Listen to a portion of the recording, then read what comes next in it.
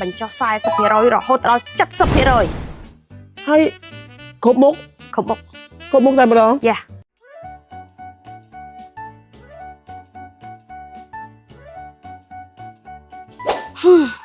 បងប្អូនណាខ្លះដែលប៉ះពាល់ដើមឈើដូចខ្ញុំនេះបាក់អាយ៉ាស់មែកតិចអស់ឥឡូវ អូ my god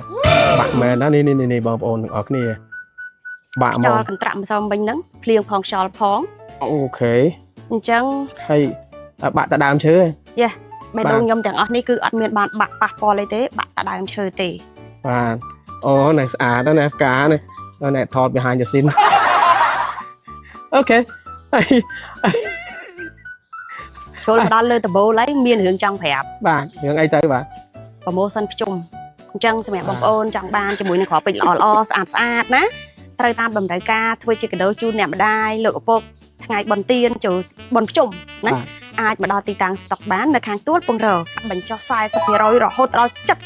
70% ហើយគ្រប់មុខតែម្ដង យ៉ា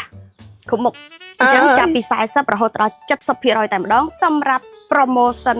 មុនរដូវកាលបុណ្យភ្ជុំនេះអញ្ចឹងសម្រាប់បងប្អូនដែលគាត់ចង់ធ្វើកាដូជូនអ្នកមានគុណឪពុកអ្នកម្ដាយបងប្អូនដែលគាត់គេហៅថាជួបជុំគ្នាថ្ងៃបុណ្យទានណាអាចអញ្ជើញមកដល់ទីតាំងស្តុកបាននៅខាងទួលពងរធានាថាពិសេសតែម្ដងមិនអាចរកបានទេ អរគុណច្រើនមៀបលាអើយបាយក្តៅដល់កោ